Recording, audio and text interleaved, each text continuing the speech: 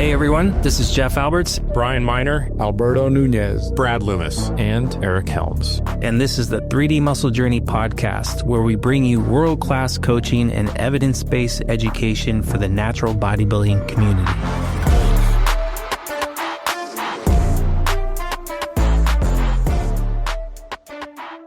Guys, we've been doing this long enough where now we got it under control, right? We know how to make this work with the other really important parts of life. But speaking for myself, there was a time where as I added layers of things to do when it came to my bodybuilding, it would conflict with friendships. It would conflict with life outside the gym. It starts with the little infractions, right? Like you can't have dinner with the family or something like that, right?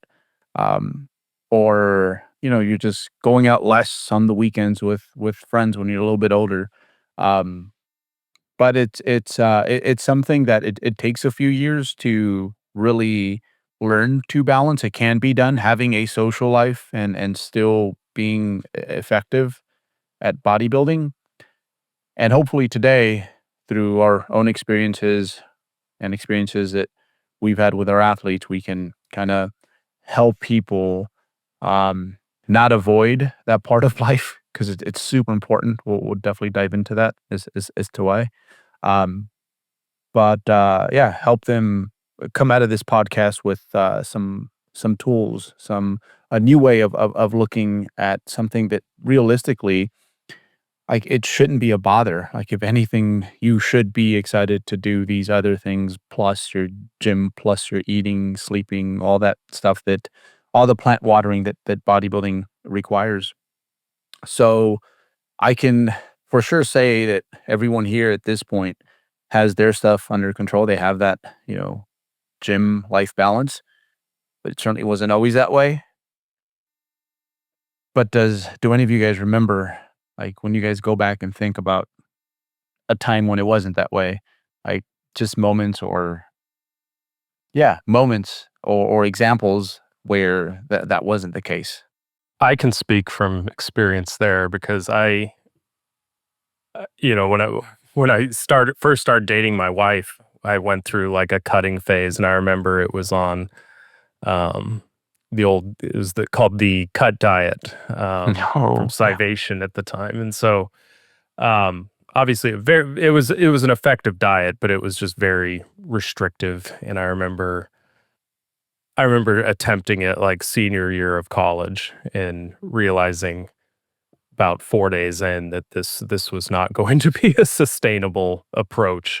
And not only was it not a sustainable approach from a fat loss perspective, but I remember dieting at that point of time, just with coming to the end of school. There was some social drinking going on here and there. And it just wasn't a good time to be dieting. So I postponed that, and I'm glad that I did.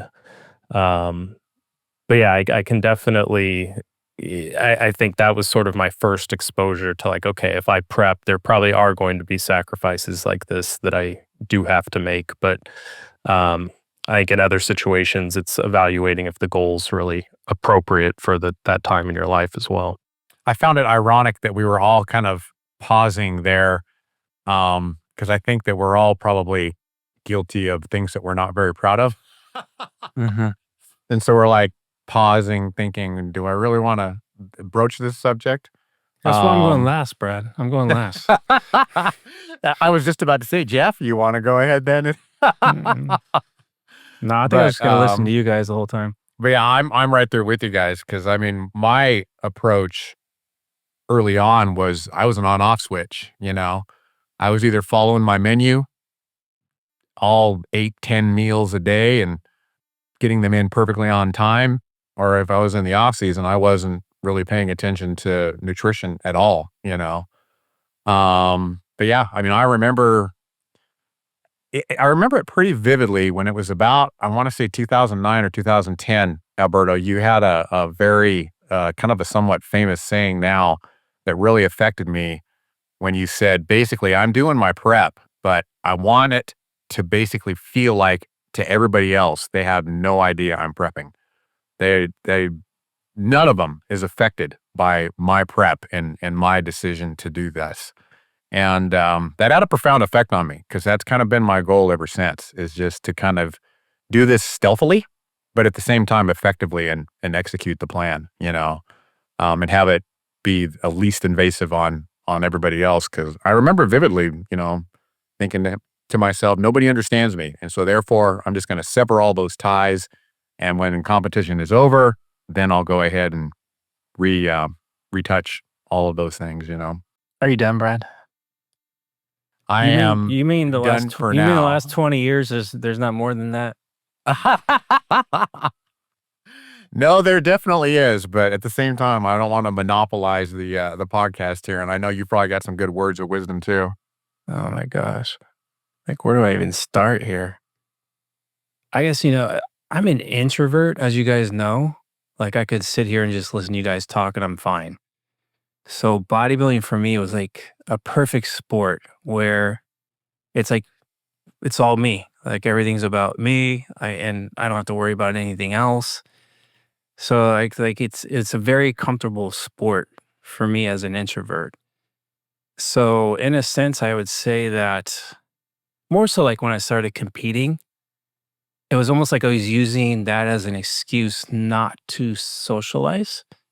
Like, it kept me in a bubble. Like, now I had an excuse to say like, okay, because I was never comfortable in social settings to begin with. So now it's like, okay, I'm dieting. I can make an excuse like I'm prepping now. I can't eat that food, so I'm just not going to go out to eat with you guys. I mean, my ex-wife, man, there's so many times where I wouldn't like go to her family's house because I didn't want to be, one, in a social setting, and then two, I don't want to have to like be around all that food. I'm like, okay, I just want to isolate myself. And I mean, in hindsight now, like, I realize how unhealthy that was. Like, not just for me personally, but also like everybody around me. So that's part of it. Like, just not being able to socialize in general, and then using this sport as a crutch in a sense, as an escape from it even more so.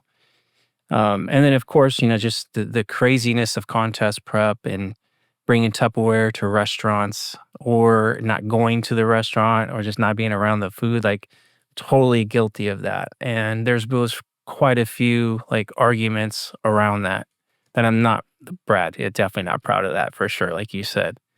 Because it did create a lot of angst in the marriage. And I was very obsessed with progress. Like, that was another thing about, I just wanted to be the best, and I wanted to win shows. And if it meant I got to eat, same food every day, same times, I'm going to do it. I did it. Like, I was hardcore. And again, this is all hindsight. Like, going through it, you're like, someone might have told me like, you're being selfish. My ex-wife would tell me that. Even my dad would tell me that at times. I'm like, you guys don't get it. You don't understand. I'm That trying was to my win a words show. too. You don't understand. Yeah. I have to do this in order to be my best. And of course, you look back in hindsight, you're just like, a lot of maturity since. I'm like, man, like, that was such a bad way to approach like the sport itself, but just approaching my family, approaching friends, like, just so much of life that I missed out on. One, being an introvert, but also like just being reinforced through the bodybuilding game. So yeah, not proud of it now. And it's still like, I'm still an introvert and still a little uncomfortable at times in social settings. Like, we've done seminars that you guys know, it's like I got to go and do a presentation. I'm like, ah, shit, man, I'd rather do a Q&A, because I just don't want to have to present to 100 people for whatever. I don't know why, but I can get up in my Speedo in front of 500 people and I'm comfortable. But get me out and have to talk in front of people. Don't ask me how I'm doing podcasts right now. I don't know. But I guess it's just, I'm good at sharing these types of experiences. I know how valuable it is to hear it from someone who's kind of like done it and lived it. So yeah, I think it's just important, like, for me now as a coach, when I'm coaching my own athletes, to kind of gently expose them to those situations that maybe like they're uncomfortable like me, or it's like, oh, I'm scared to go out to eat. I don't want to mess up my diet. It's like, let's just expose you to it. Here's some strategy, execute it, if you fall on your face, it's okay. We learn from it, and then we just slowly kind of get better and better as we continue to expose you to it.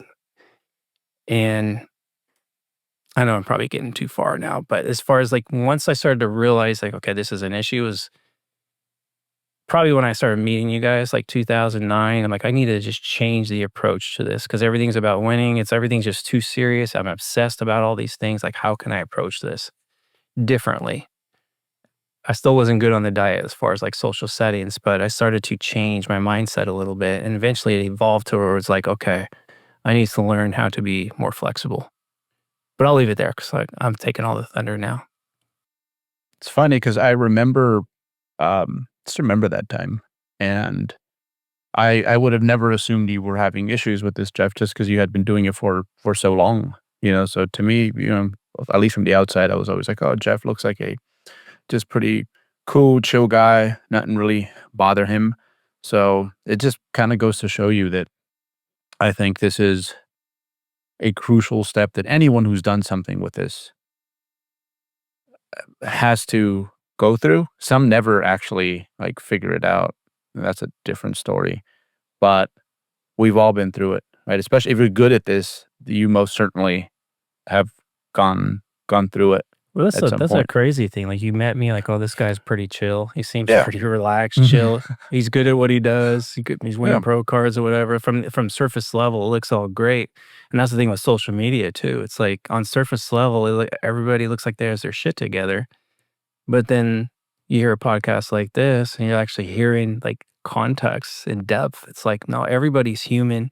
There's always something that someone's going through. And that's kind of like when I'm going through social media, even the top dogs in bodybuilding, I'm like, there's probably something there. Like, so it's like, yeah, I think it's just important that, we're being transparent. At first, when we were picking this topic, I was like, I don't know, man, I'm not going to talk. But here I am talking because I know it's important to share these types of things. Yeah, I think it's interesting how bodybuilders sort of seek out kind of the sport sort of self-selects in some senses. They seek out this discomfort, and I think early on you almost embrace that idea of being hardcore, and it's almost like you think that's a good thing.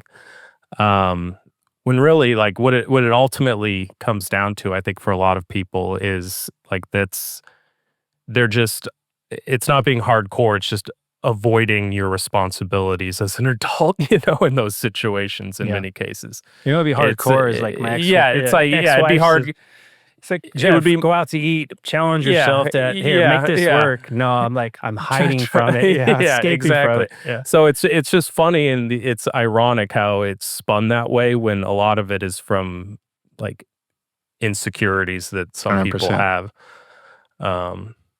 But yeah, but it's also cool to see how far. I mean, you've come, Jeff. I didn't know you in 2009, but I know you in 2012, and even from then, like it's seemed like it's obvious you've made a concerted effort to be more balanced. And I would say, like, right now, you're very pliable with your approach to things, so that's obviously come a long way. Well, the alternative is like, well, I don't want another marriage that's like going to suffer because of bodybuilding. So I learned from the first one. I'm not going to sit here and say like that was the sole reason for why the first marriage didn't work out, but I mean, obviously it caused some issues, caused a lot of friction. So it's like, okay, let's not repeat that again. But I would say like when I met my wife now, I already, like you said, I already started establishing some flexibility. And a lot of that was just, you know, Alberto, Brad, Eric, kind of like, slowly but surely getting me to look at things a little bit differently, understanding there's more than just one way to do this bodybuilding thing. And I think oftentimes when we start bodybuilding, we look at things black and white.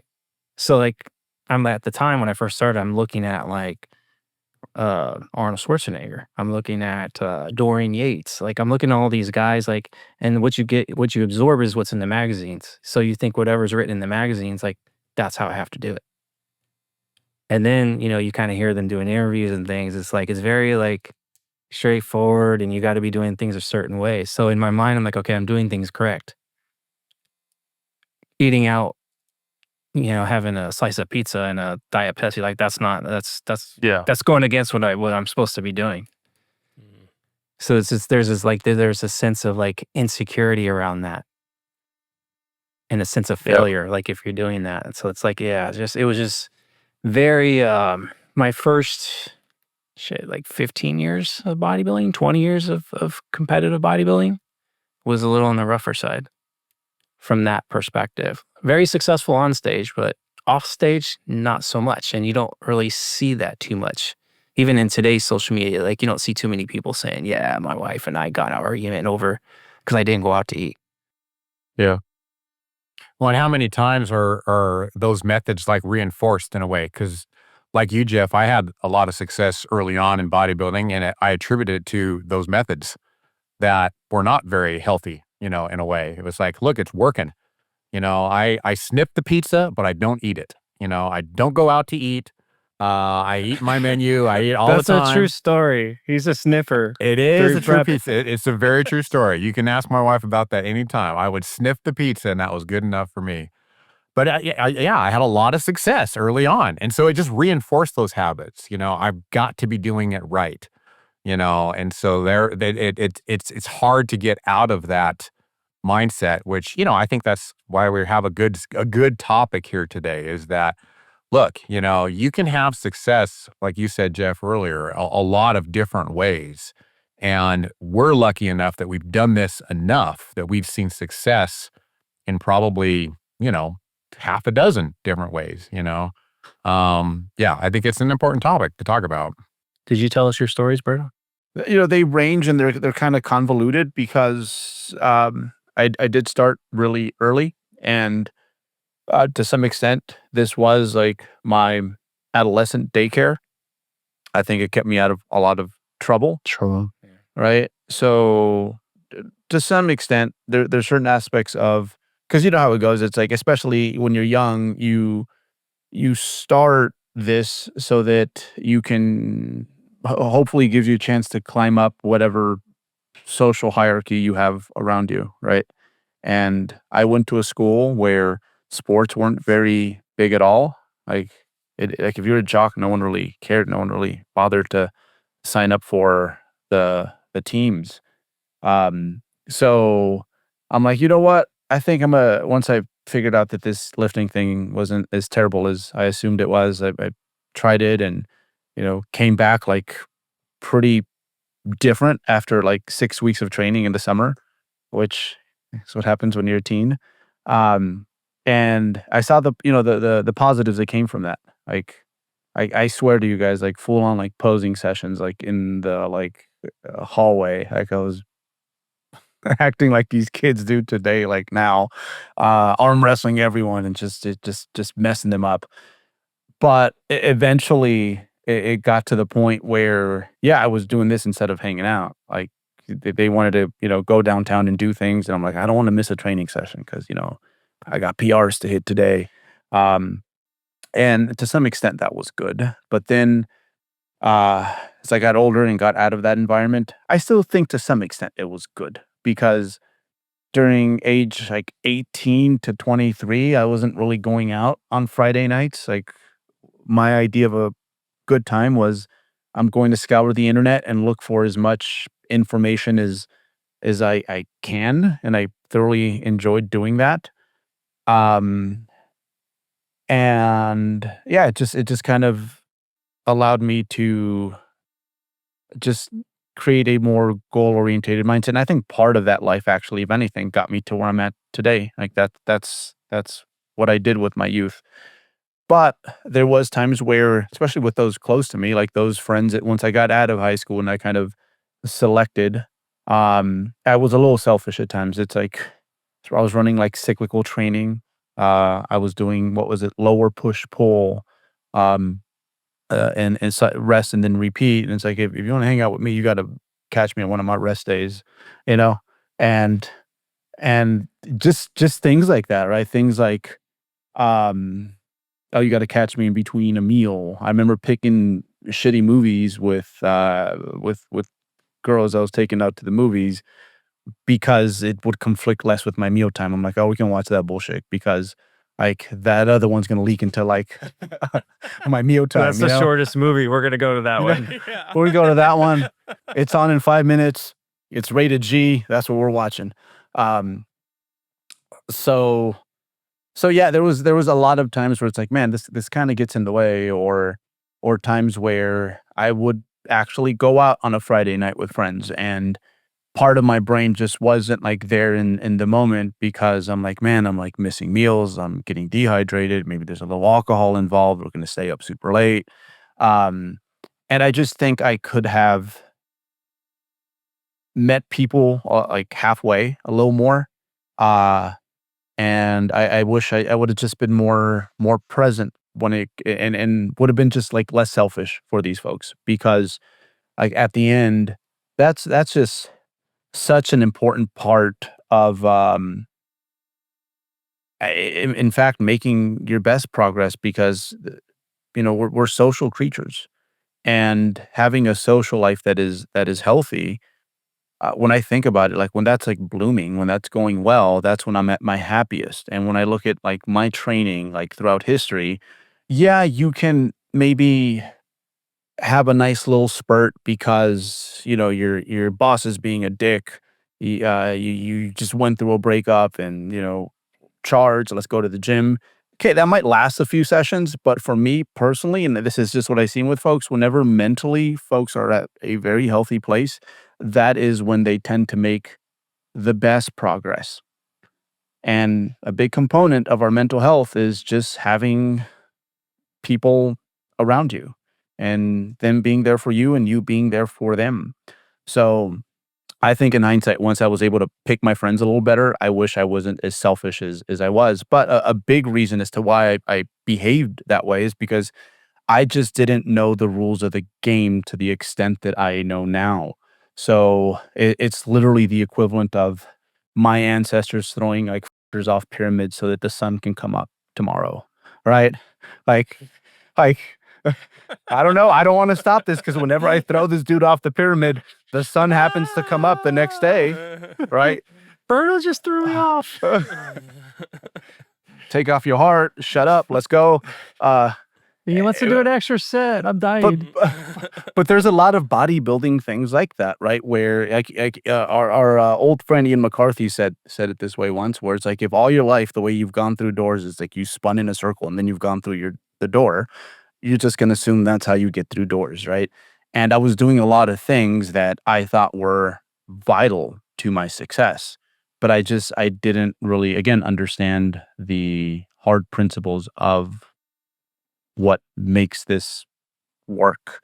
Yeah. And I think had I known better, I probably would have done a lot better, and not just done better with him, but actually done better with my bodybuilding, because there would have been less wasted motion. The last thing I say, and this is just, I think success and just victory is always just hella fucking ugly, man. Like no matter how you put it, it's just ugly. Like people always see like the final outcome, and they think the adventure to getting there was amazing, clean, and efficient. Glamorous. It was the exact opposite. There was a lot of fucking ugly moments along the way. And I guess this part is part of the ugly, but over time, like it is on you to understand what are the main variables that created that success. Let me do more of that and like get rid of the shit that's not serving me. But that initial climb is always going to be just ugly and efficient. So I don't blame people to some extent for like, let me just make sure I have all these things like in order, like the stuff that I'm not too sure of that might be conflicting with others or people in my life. I can see why they choose to live that way, but eventually, yeah, it's just on you to make it cleaner, make it more efficient, and it's going to be so much more enjoyable, but also so much more effective. Like 22-year-old me would be just blown away at like how I get up and like handle my business every morning. I mean, that's true, because I'm thinking about like there was quite a few nights where I probably lacked sleep because I'm arguing about I stayed at the gym too long, or I didn't eat out to dinner. Like, it's like a lot of restless nights. I'm like, how much better would my training would have been if I actually slept 8 hours? Mhm. You know, damn, like maybe I should have just like took a day off from the gym that day. Yeah. Mhm, mhm. And I would have been more productive the next day. Or hey, you know what? Maybe an extra slice of pizza would have actually improved my bench press the next day. But I only knew what I knew at the time. That's the thing is like that's something that I've kind of realized now. Like I've been exposed to I've been exposed to you guys. I've been exposed to Eric. I've been exposed to Dr. Mike. Like all these different voices I've been exposed to. But I don't look at each person as like that's the end all be all. That's the model. Yeah. I look at it like, okay, what can I take from Berto? And I can apply it to what I'm doing. What can I take from Brad or Brian or even Dr. Mike, whoever these people are? I'm like, what are they offering that could potentially make me better? And that's something that I didn't do early on because a lot of it was just like ego blocking that. And that was the thing, like no one could tell me back then, like, have a slice of pizza, it's okay. Like I wouldn't have listened. I wouldn't have listened. And you could ask anybody around me at that time, they would tell you the exact same like what I'm telling you now. Like, no, that guy was like stubborn, he's egotistical, one-track mind. So like if anything, because you're kind of like, okay, they're talking about all this stuff, like all these things that happen to them. How do I avoid that? Well, first thing is like you have to be willing to listen with humility and like don't take everything as like gospel. And you have to ask questions too. You have to like ask people, like, how'd you navigate that? Like, what'd you do to improve that? So I think that's super important. That we're kind of that's like the first step in my opinion is just being open minded. Because I mean, I know all you guys are like egotistical when you first started this sport. For sure. 100%. For sure. It's rare you have someone start the sport where they're just like super humble, Mhm. like genuinely humble. Yeah. Yeah. I think it makes me appreciate like when more self-aware of things I have no idea about, you know. It's like if I try to go into everything, you know, other areas of life, like I know what a polarizing figure looks like, you know, in the fitness industry, and you can sort of see that in other, you know, other spaces as well. But it does make you realize how much you probably don't know about a lot of other things, you know, at a level to be speaking with authority, you know, like I think it's easy for people to do when they're passionate about something. So, yeah, I remember like, you know, somebody could have explained energy balance to me and I would have thought like, that makes sense. But like, let me tell you about the glycemic index, you know, so it's just, yeah, just focusing on the wrong details. And I know for me, it's just come with education and experience. I think there's, you know, certainly ego involved, like letting go and sort of allowing yourself to be receptive to new information. But, you know, once you do that, like most of what you learn is going to make your life easier, not harder. It seems to be in this space. Hey 3DMJers, this is Coach Eric Helms here to remind you that investing in expert guidance is one of the time-tested hallmarks of serious athletes across all sports. And for competitive athletes striving for peak performance, working with an experienced coach isn't just a luxury, it's essential. At 3D Muscle Journey, we understand the dedication it takes for you to reach your physique and strength goals. So we provide the programming and the support to get you there effectively and sustainably. But our craft isn't just for the stage or the platform. We create career-spanning relationships with our clients to guide you along your lifting journey in a stepwise manner. We don't do quick fixes or rush transformations because those will always only be temporary. We know the art and the skill of becoming an advanced lifter takes years, and we want to work with athletes who are willing to put in that time. If you want to learn more about all of our coaching plans, systems, and prices, go to our website at 3dmusclejourney.com. We offer weekly coaching for in-season competitors and bi-weekly coaching for off-season or recreational lifters. We also have 3 different time frame options for one-off video calls that each include a training program as well as a nutrition plan for every 8 to 16 weeks.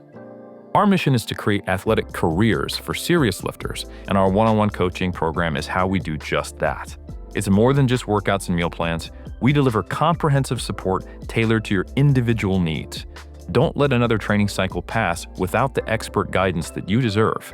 Invest in your athletic future now and sign yourself up for coaching at 3dmusclejourney.com. Thank you so much for listening and enjoy the rest of the show.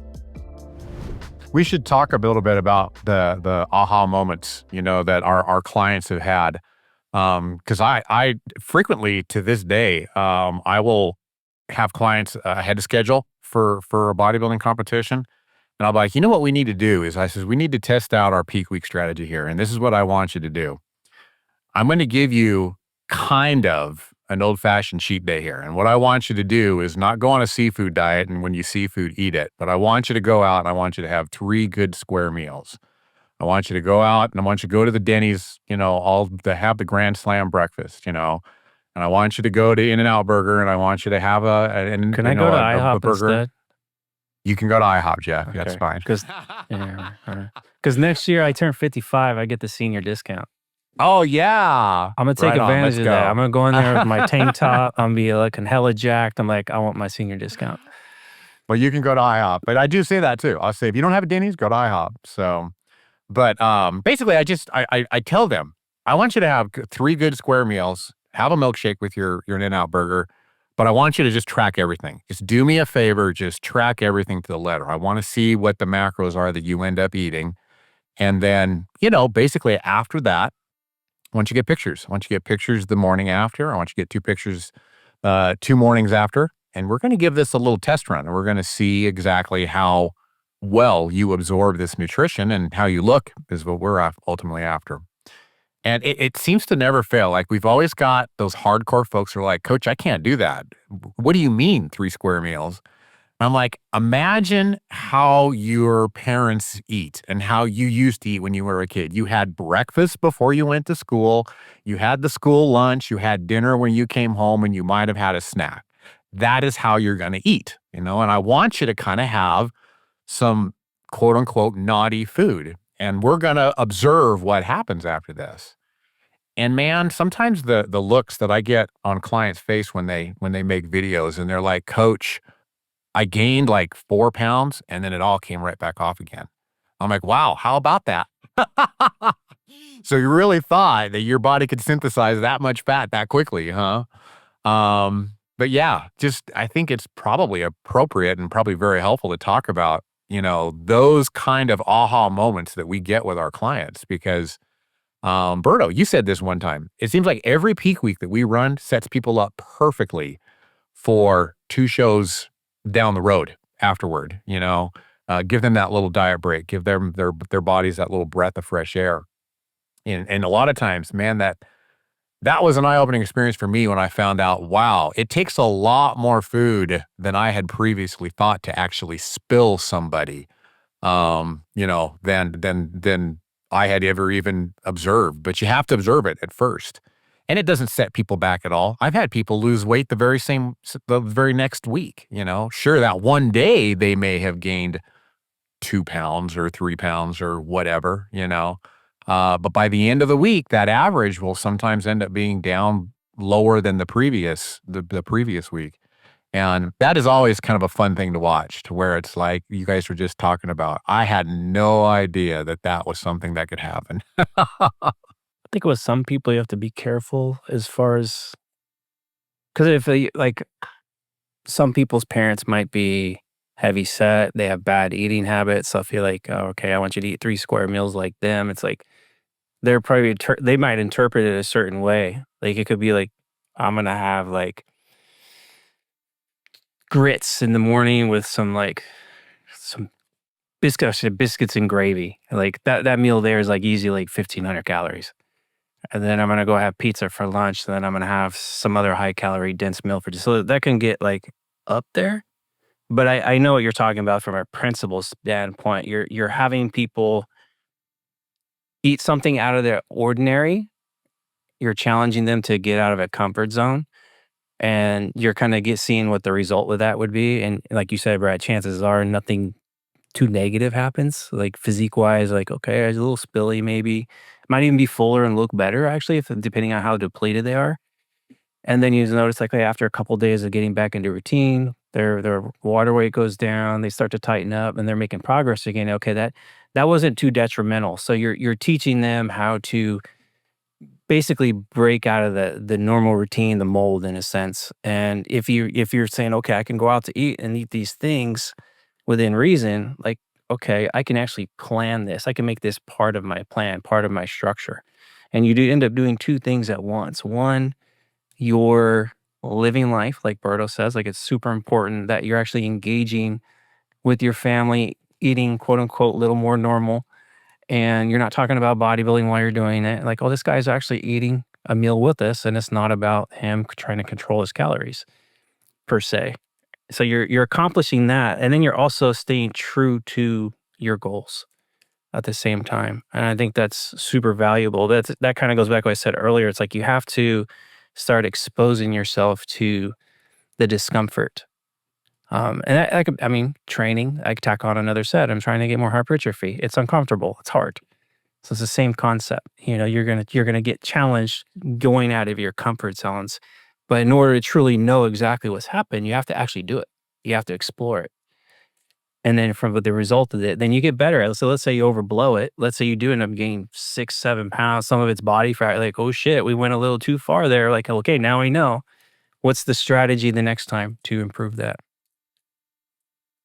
So this is stuff that I do a lot, even like in contest preps. You know, if it's like, okay, that's why it's important that as coaches we're mapping out trajectory for a prep that starts out a year in advance, 2 years in advance. Like, okay, if I know this person has this anniversary, this vacation they're going with their family, they want date nights, all these things. Like, okay, we're gonna put this in the timeline. We're also gonna use a strategy of like buffering, so you can like get out of your normal routine. So you're not doing Jeff of 1993, you're doing Jeff of 2025. So I think it's important that we're exposing ourselves to that. Yeah, I think another area to kind of talk about here is on the training side of things, because I know when people traditionally think of this topic, they think like oftentimes like a contest prep. How am I going to navigate that and still have some friends by the end of it? You know, in terms of the diet side and going out and things like that. But training is something that like I used to have a pretty hard time with like delaying, or being as pliable with that as I am now. And you know, I agree with you, Jeff. I think a lot of it is just it requires experience kind of going through these situations to gain the confidence that you can go through them, and that the wheels aren't going to fall off. And so I know like an aha moment for me. I think objectively, I knew this. Like I knew, okay, some time off from the gym isn't going to, you know, ruin all of my efforts up to this point. But the first time I kind of had a forced break was when our son was born.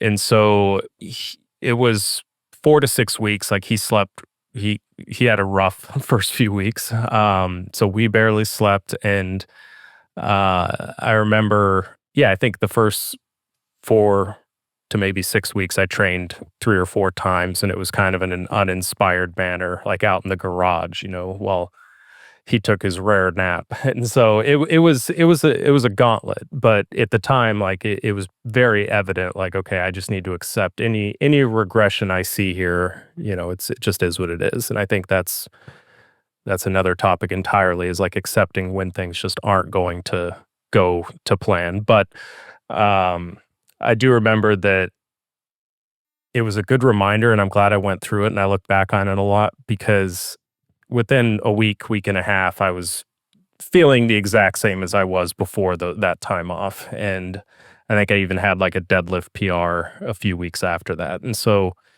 anytime now where like if I'm on a vacation, and like I do love to train on trips, like that is one of my favorite parts of travel. But like we went to Belize a couple of years ago, and the only gym, like I had eyed it ahead of time, like, oh, this will be a fun gym to train at, but it was like 50 minutes each direction by golf cart. It's like, all right, so if I train here, it's going to be, you know, at least like a 3-hour commitment in the middle of a family vacation. It's like, that's just not worth it. And so it was easy for me to kind of lean on that experience that I had prior to that, not like, whereas I used to maybe that would stress me out a little bit. And obviously there is as far as just my daily routine and training, it makes me feel good mentally. Like there was that aspect, but you just focusing on being present and being okay with taking a break from the gym, kind of giving yourself the green light to do that in that situation. Like it was fine. And again, came back immediately, was basically back to where I left off. So I think people could have more flexibility there. So I did want to touch on that. Do you know I've called in sick to work, so I wouldn't miss training? I don't think I've ever shared that with you guys. Why does before. that not When I surprise worked me? at the auto plant? Because I used to work swing shifts. I worked from like I think it was like 4:30 in the afternoon to 1 in the morning. Like sometimes like I just wake up late or whatever. I had other stuff to do and take care of. I'm like, man, I don't want to miss my training. Like, it's getting close to work time. Like, screw it. I'm just gonna call in today and get my training in. That's almost like in the spirit of being a meathead, like a Yeah. self-care day, you know. It's Yeah, like- so it's like your mental health day. That's But I was like, I would like training was like super important. Obviously, like I'd miss work or like tell my wife like, no, I'm not going out to eat or whatever. Like I got to train. Another one I was like not really proud of. This is not really social, but it was like it was a day there was a really bad storm and she was like freaking out. And I'm like, I got to train. She's like, no, I don't want you to go. I'm scared. Blah blah. I'm like, yeah, too bad. I'm going anyways. And I went and trained. Like I was just being a straight up dick. But like that's how important training was for me. And what's crazy is like I only trained 3 days a week back then. So I was doing HIIT. It's like dude, sometimes though that can amplify that feeling of importance for each day too, though, I think. and it wasn't a fear of like I'm going to lose muscle because I already been exposed to the fact I train 3 days a week. I know how important recovery is. It was more like I don't want to miss out on any progress. yeah. Yeah. It's more about that than it is actually losing muscle. Like I don't want to miss out. And that I loved training. Like I did not want to miss. So it's pretty wild to me like how my mindset was back then in comparison to now. Like I still love training just as equal. But because of, like you said, Brian, just the experience, the exposure, it's like nothing negative is going to happen if I miss a training session today. It's not gonna. I'm not gonna lose. I'm not gonna lose muscle. I'm not gonna shortchange progress. If anything, if I like again going back, like because of the stress, I went to the gym. I come back. That was an argument, and I did stay up late arguing. It's like I could have been like far less stressed, like staying home, having a nice dinner, and making sure everything's taken care of. Get up early in the morning, go train, and have a far productive training session. I probably get more hypertrophy that way. Yeah. That's the immaturity. Like that's just the emotional immaturity as well. It's like it's pretty wild. So I think it's not proud of those moments. It's fair. We've all heard my horror stories about my training coming before things. Not proud of either. My wife's giving birth to my one and only child, and I got to go get my chest and triceps workout in. Wait. I haven't heard You this. haven't been in on that one, Brian? I haven't. Oh, I man. haven't. Yeah, I've talked about you it didn't on miss more it, than did one you? occasion. I didn't miss it. I had to cut it short a little bit, but I didn't miss it. Yeah, my son was early, and so he was. We had to rush down to south of us, about 45 minutes at like 3:00 in the morning, and she got transferred from there to Reno, and they were trying to suppress his coming, his delivery, because they wanted him to cook in there as long as possible because he was like 6 or 8 weeks early. So they put Jamie on, I think it's called magnesium something or other to kind of suppress the whole the whole labor and delivery. I'm like, well, you know what? If this is going to be a couple hours, there's a 24-hour fitness right down the road here. I can go squeeze in my chest and triceps workout. And I remember my father-in-law, and they were like, "Wow, Brad, you're really dedicated." And I'm like, "Yeah, I got to get it done." I just started prep. I had just started prep. I mean, this is January 16th. And yeah, I got it done. They gave me a call. Luckily, we had cell phones then, way back in 2003. They gave me a call, said that, you know what, it's things are starting to move. They're starting to happen. And so yeah, I got all of it in. I missed like one set of triceps. I hit one set of triceps to failure, and then I split and I headed back. And yeah, I've talked about that on more than one podcast. But, I you know, hadn't like, heard that like one yet. Jeff. Did you time it so you had a pump for like the first like skin to skin contact? Get the shot. Get those agles in there, Brad. Got little bands on the side. I've done that for family Would portraits. Brad like to but do no, skin not to that skin? one. He's like cranking out push-ups in the corner. But That's no, awesome. absolutely true story. Yeah, like I can, wow. we can laugh about it now, but boy, I kind of, you know, you have those cringe moments, and you're just like putting your hands over your eyes, you know, and just trying to Oh, yeah. hide from that. Yeah, yeah, but yeah, not proud of that one either.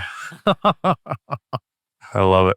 You know, when it comes to helping out athletes with their own set of whatever it might be, I think that's part of the program customization. It's like, so what are your most consistent, what's the most consistent friction you have, right? And usually just via like the principles of training, it's like I can kind of talk them down from like, you know what, like, let me explain to you why this might not be such a big deal. Because the goal at the end is to have this so mastered that like you're doing it and no one really realizes you're doing it. Kind of reminds me of maybe some of you guys have met Nin Win, old like past gen bodybuilder. When it comes to financial literacy, like this dude's the guy. Like you having dinner with him, he's probably like bringing in like 15K during that dinner. Like not even worried, not even tripping. You know, like he just knows how to play that game. And I think the same thing when it comes to like health, fitness, and bodybuilding. Like that's kind of where you want to be eventually. Like fuck, you could throw me in a deserted island, come back in 4 months, and it's like, why is this dude still jacked? Right? It's because we figured it out, right? It wasn't optimal, but we did it, and that's where you want people to be.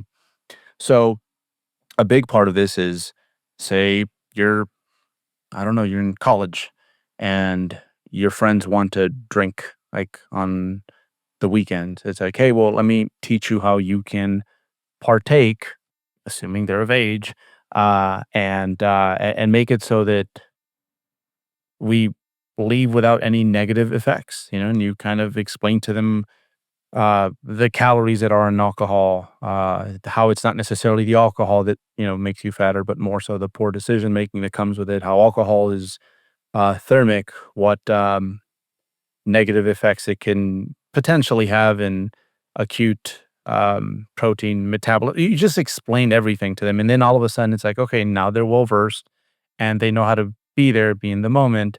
It's just that their decision making might look a little bit different, but honestly, the people around them don't even realize they're doing it. Like that is the goal. Or another one is just having to eat out semi frequently, and that might be because hey, you have a partner that this is just what they would like, or maybe your job has you, eating out with clients, you know, semi regularly. Like if you do this, like you should be able to do that because you have that one thing over everyone else there at that table is that it's like, hey, like I know how thermodynamics work.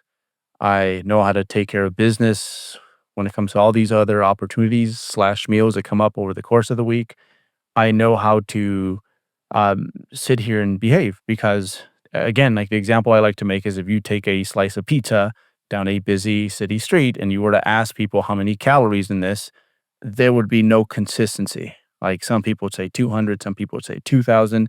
As a bodybuilder, you're not going to be perfect, but you have a way better general idea compared to most folks. And it's a shame if you never really leverage that. So, you know, we learn to have those sort of, I guess, calorie goggles. But a big thing that really changes things for people is going over the um, the law of diminishing returns, where the first bite of anything is the best bite you're going to have. And then before you know it, like you're just fucking there eating cold fries for no fucking reason, right? So if you kind of just remember that, it's like whatever's given to you, it's like you don't have to like finish it. I think that's a very valuable skill to be calorically literate in today's modern world. You're not going to get it right the first time. Like this thing might be so good that you're like, law of diminishing returns, coach. I don't know what you're talking about. That whole thing was amazing. But but eventually, especially as you restrict less and you don't put these situations like up on a pedestal, the more it just kind of becomes like whatever. I learned this when I was in high school. Oddly enough, we were all drinking, and there was this young lady who, um, she was drinking with us too, but she was like the exchange student from Germany, and it was just so crazy how she was looking at this opportunity compared to everyone else. Like everyone else is just getting plastered, and she's just there chill. And she's like, "Yeah, we drink semi regularly with the family, even like at dinner since I was like 14 or whatever." Not saying that's what you should do, but I think because it wasn't this like big naughty thing. Um, she just handled it so much better than the rest of us. So the more often you do this, the more it just kind of becomes a whatever. And this is where all your knowledge should make it so that you're able to leverage this. So it's a net positive socially. And then when it comes to your bodybuilding, like it's probably not going to impact things in a negative way. But I do think this is something you potentially learn outside of fat loss phases, because it's easier to make good decisions then, as opposed to trying to learn this skill in the middle of a fat loss phase. Like that's the next level. Like once we've been able to lean gain during the off season or just a gaining phase, then eventually you can take it to a fat loss phase, and that's wonderful because it's like, hey, now I'm going through this cut, and everyone around me doesn't really notice it, other than I'm kind of slightly getting the monkey face, right? And eventually it does get to the point where you can even do this during a contest prep, where it's minimally invasive to the social aspect of your life. Because again, like the rules of the game. So I think that part's important. It's just understanding the rules of the game that you want to play so that you can be as efficient as possible, and things only have to get as ugly as they need to be in order for you to be successful at it. What are your guys' strategies for coaching people through that? As far as kind of having their cake and eating it too. Kind of imbibing a little bit, but at the same time not having it derail their efforts. I think Berto brought up a good point. I think if somebody's been tracking for a long time and they want to branch out and manage things, a little bit more based around habits and intuitive eating, for lack of better words, I think it's best to have them start that in a phase where they're not calorically restricted, because if you're in a deficit, it's like you have less wiggle room before that objective is no longer occurring, and so if anything, if you're in the off season, if you try to eat intuitively or potentially underestimate, so you go 1,000 calories over through your estimations, you're brand new to this, and or you underestimate by like 1,000 calories across a full day, which isn't, by the way, that uncommon for some people to do. Like the margin of error is larger than people realize. But I think when you are in a gaining phase, it's like, if anything, like if you overestimate or underestimate, you're just probably going to have a good training session the next day. Like there's not really any bad outcome that can come from it, and I think having people understand, like, okay, even with your margin of error, the worst thing that could have happened was maybe we've gained a third pound of body fat. Like, who cares, like that in the grand scheme of things, this is nothing. And, you'll take away more than just that from this experience. So yeah, I think the caloric environment is kind of the first step in it. And then, I might have people track at maintenance for a while, just to get a feel for it. And then, maybe we try, okay, I want you to take 2 days this week where you're not tracking, or 2 days this week where you give yourself the green light to go out with your friends and have a drink if you want, and practice moderation and portion control. Because it's a foreign concept for a lot of people, and it kind of goes back to what I said earlier. Like it's masked under this veil of being like hardcore, but it's like things are in disarray if you don't have that structure, and that's not like, that's just being unprepared. So putting yourself in those uncomfortable situations, I think, in a environment that's not restrictive out of the gate, I think is kind of important mentally for a lot of people. If someone's new, you're coaching someone who's new or intermediate and they haven't really been exposed to these things, it's important to expose them maybe out the gates. Because like you're talking about, Berto, it's like if you're exposing them, then it's like it's eventually it's not going to become a big deal. Like my birthday was just past Friday. Like I didn't look at it as like it's my birthday. I'm gonna go pound down a large pizza. I'm gonna pound down all this chocolate cake. I had that stuff. Don't get me wrong, but it wasn't like I was making it a huge deal, or I was just like I should be rewarded just because it's my birthday. Like it still was special, but it was special for a plethora of different reasons. Like I got up in the morning and I'm like, my here's how I approached it. This probably helped with some people. It's like I'm in a deficit 'cause I'm prepping. Got up in the morning. First thing I did is like I'm still gonna get my morning steps in because I enjoy getting outside and walking. So that was a gift to me. It's like, okay, I'm doing what I always do, what I love to do. That felt great. I got to see my son at lacrosse practice, so it was about that. And then we went to lunch. I'm like, okay, I'm gonna go to my favorite prep restaurant, Lou's Chicken Bowl. It's really exciting, I know. Well, I was like, okay, I'm gonna get the lean beef, I'm gonna get the pork loin, I'm gonna get white rice, I'm gonna get broccoli and carrots. And I'm gonna be extra special. I'm gonna put some teriyaki sauce on it. But I mean, yeah, right. But to me, it tastes great. But what was more important is like my wife and my son was there, so that made it special. And then after that, like I got myself a pair of walking shoes because I needed some comfy shoes to walk in. Then from there, I came home. I take an old man nap. I took a nap so that way I'm well rested for my training session. So I got my training session in. Went for more steps because like, okay, I am gonna have some cake. I am gonna have homemade pizza that my wife's gonna make. And I got more steps in. I came back and I had half a pizza, which is, I don't know, like maybe 100 carbs because it's Trader Joe dough. Like 100 with light cheese. It tastes better than going to like Mountain Mike's or something. It's all greasy and I eat 2 slices of that, I feel sick. This is like healthy pizza and it tastes better. Like, okay, I'm fulfilled there. And then I had some chocolate cake and a small glass of wine. And I just moved my refeed day. So now it's like, okay, I'm being accountable because I'm just gonna, pay this debt back instead with a low day later on.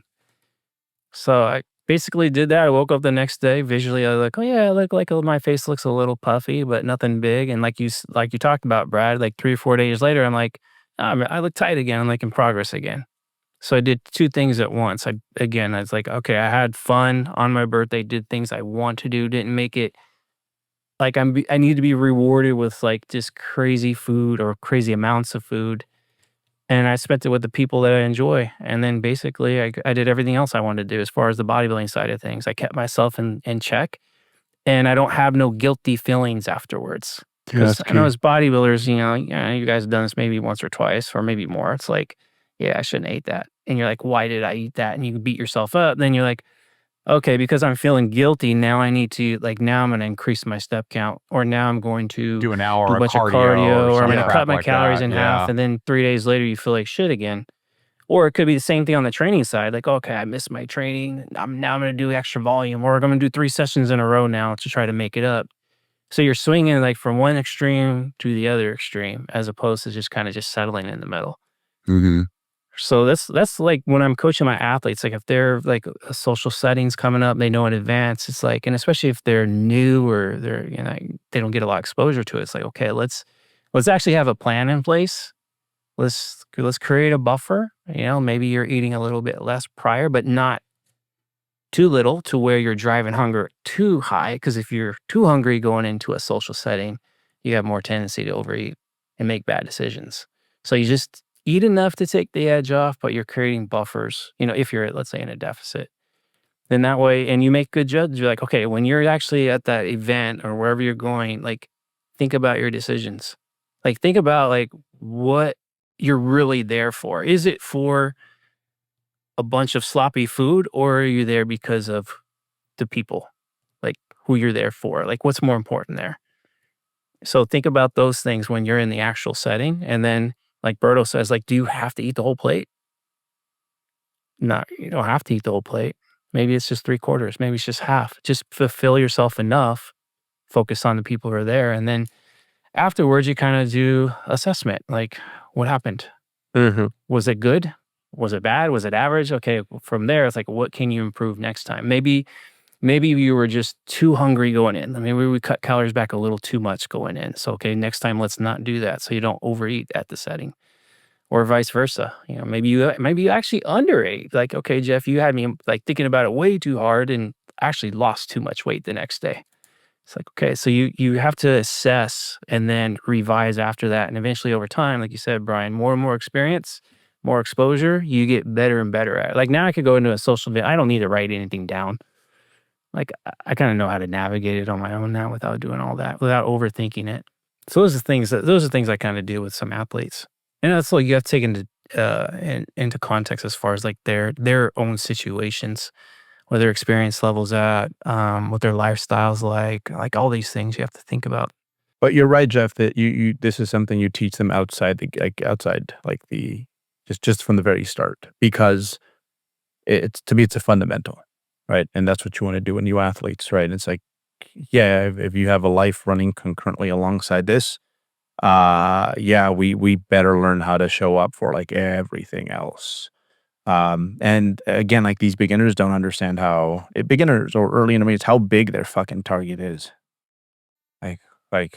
Even if you did things optimally, working a few years are going to go by and we're going to find out that, we weren't doing everything optimally, but guess what? Like you progressed anyways. But yeah, this is something from day one, like learning how to hold a barbell. Like I think you teach these folks. Well, it's like it's not just like getting the most out of an athlete as far as like their physical progress. Like everybody wants to be jacked, but I mean, you want to be jacked, but do it in a way where you're like keeping everything around you very stable and healthy. Healthy relationships, not just with your better half, but with your family, your friends. Because like you said earlier, bro, like when that stuff on the outside is in harmony, like your training's going to thrive so much better. Everything like within bodybuilding is just so much better. You're going to become a more well-rounded athlete. Like my peak was in my 40s, and like physically at my peak, but also like mentally, emotionally, like I wasn't like, I'm probably a little more peaked now on that front, but like physically 40s, yes. But when you have like enough maturity and enough emotional intelligence to go with that, and you're keeping everything else in harmony on the outside, that's where you're going to be at your very best. I don't know if I can ever go through a contest prep where it doesn't ruffle some feathers. Like as far as like, I don't think anybody's going to be perfect in that manner. Like have a ghost prep or like, hey babe, I just did a show last week. You didn't even know it. Like you're going to know to a certain degree, but you can definitely improve it. So if we put it on like, I know Alberto likes the Madden scores. Like my Madden score in the 90s, as far as like balancing out bodybuilding and the real world, was probably like a 25. 20, maybe 15. And then when I got in my 30s, like, okay, maybe it's like 55. Like, and then I got in my 40s, I'm like, okay, now I'm starting to get 85, getting 90. And now in my 50s, I'm like, okay, I'm probably hitting like low 90s, mid 90s now. I'm not Jerry Rice at 99 or 100, but I'm working on it. Kids are like, who's Jerry Rice?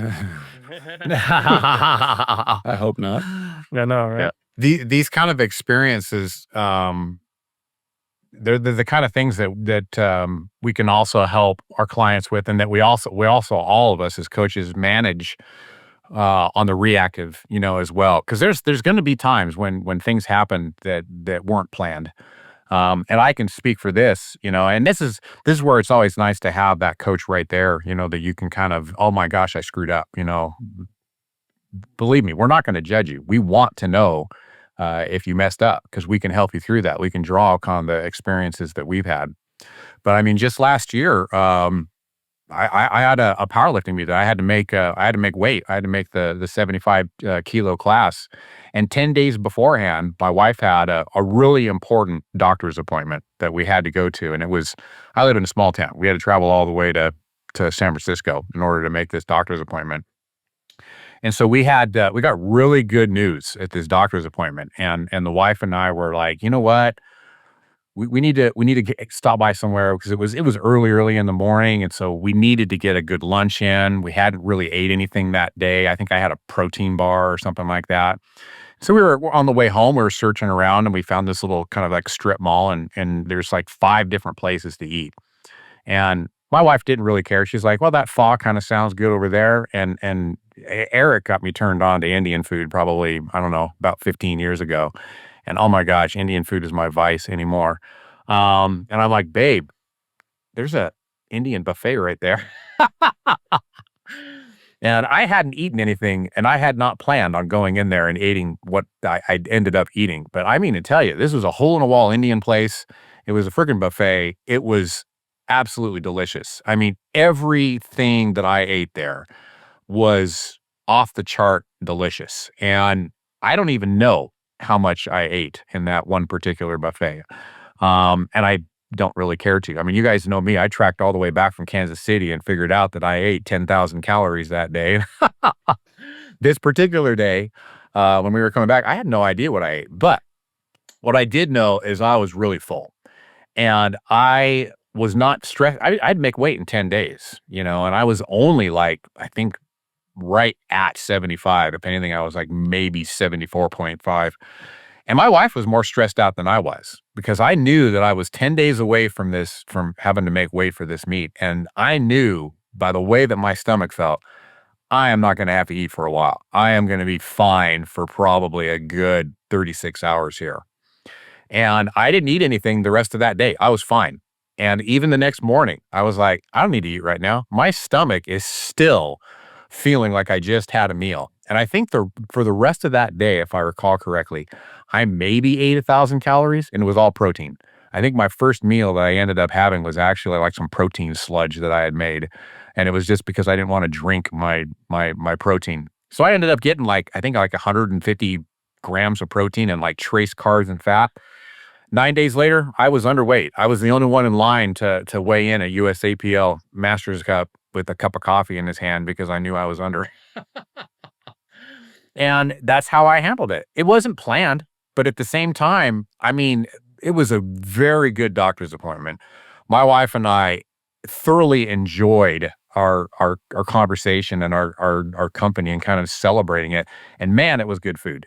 I didn't plan it, but at the same time, it obviously balanced out. If I had 4,000 calories that day, the next day I had like maybe at the most 1,000, So what's the average there? You're looking at about 2,000 calories, which is about what a typical refeed day was for me. And I wasn't sacrificing anything the next day. I trained just fine that evening. And it was, to use Alberto's term, I just took an amnesia pill and I moved on and I got right back to the execution that I was always used to doing the whole time. That's the credit card system, Brad. You're in the moment. You're in a situation where you're like, oh, I didn't plan this shit, and you're like, you make a decision like, okay, if I swipe this credit card, I know I got to pay it back. You have to be accountable. Like, you can't be one of those people who like file bankruptcy, right? You're like, okay, I swiped the card. There's gonna be interest to it. Now I got to pay this back, but I got to pay this back wisely because if I try to pay this back in 1 or 2 days, then it might, like in your case, because you ate so much, it was fine. But if you swipe a credit card and you try to pay it back, some people all at once, what ends up happening is you generate like way too much fatigue and hunger after that. Like you start swinging the other way. So it's like, okay, I'll just pay this back 100, 200 calories over the next 6, 7 days, whatever. And like you said, it just levels back out again. But I try to just tell people, like, if you're going to swipe your credit card, just make sure you're accountable and don't swipe it too often because you're going to get yourself in a lot of debt that way. Yeah. Yep. I like that analogy. I think that last part's important. Like if you're doing this too often, and you're compensating over, routinely, because I'm not a huge advocate of compensating the next day. I mean, there's certain situations where I think it can make sense. And this, Brad's scenario is one of them. I mean, he's got a deadline. He needs to be at a certain weight, but I guess it's okay sometimes if you don't make it up too. Because usually it just levels back out. Yeah, if your appetite is like you don't have to force yourself to eat less the day after you overeat. But That's good credit. if That you- means you have good credit, Brian. You swipe your card, but it's zero interest. Yeah. So, but then, I mean, you can still, listen to hunger cues. So it's like if you end up, I mean, that's what most people do anyway that aren't tracking. They tend to be more in tune with their satiety signals. And it's like, okay, I had more yesterday. It's not that I'm thinking about it today. I'm just find I'm not as hungry. Just not hungry. So yeah. But Well, that's exactly how it laid out for me. yeah, I just planned on just getting back on track the next day and just getting Yeah. right back into my normal structure. Yeah. I got up, I had my coffee, and I was getting ready to have my protein shake, and I was like, I'm done. I don't feel like eating right now, and I didn't eat. I didn't eat until later on that afternoon, and like I said, I think I had my protein sludge, and I ended up eating close to my protein goal for the day, but I didn't really eat much else. And that wasn't even planned. I just went with it. I knew that my stomach was telling me I don't need food right now. And it just kind of ended up working that way. But it's those kind of intuitive kind of signals that, it ends up kind of being the best of both worlds, I guess you might say. It wasn't that I planned on balancing it out. I didn't plan on, for sure. paying the credit card off. It just kind of happened, And those are the kind of things that I feel like are really valuable to people who probably hear that and they're like, these guys are talking French right now. I have no idea what they're even saying, but we can help, we can help kind of get through those kind of things when accidents happen, and they're going to happen, more than not. Anything else you guys could think of that we need to cover? I think one last thing is just, speaking of social life, I think, like I'm on my Reddit page for Fort Collins, and you have a lot of people like moving in, and they're like, I'm 30 years old and don't have friends, And I think if you're into this, like this is one of the best ways to make friends, I feel. Like usually you go to the gym, similar time slot, you get to know people over time.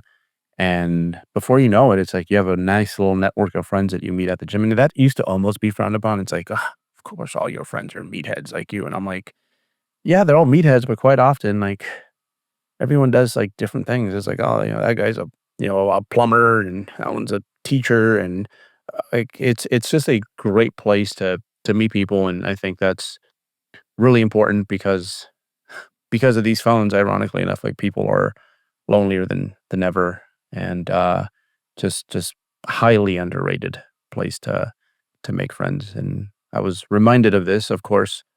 I see you guys. I met you guys like through this. And when we had our baby shower for my daughter, I remember I was like, oh shoot, like every single person here, like we've met like through the gym, and we've made some amazing friends through training. So something I think people don't leverage enough is like every once in a while, like it's good to take your headphones off and see how everyone's doing. And just super underrated because it's closely linked to your happiness. And like I said, like the happier you are, like the better off your bodybuilding is going to be long term. And you can't do that without the right people around you. I think you can. Well, and you're absolutely right, bro, because I mean, we are created for relationships. We really are, to have that connectivity with people and to just kind of uphold what it is that you're talking about with our friends at the gym. If you ever need to move, your friends at the gym are the best friends to have because they're all jacked and they will all move all of your furniture. No problem. If you guys move, don't ask me. I'm exempt. I'm not going to be your friend in the gym then.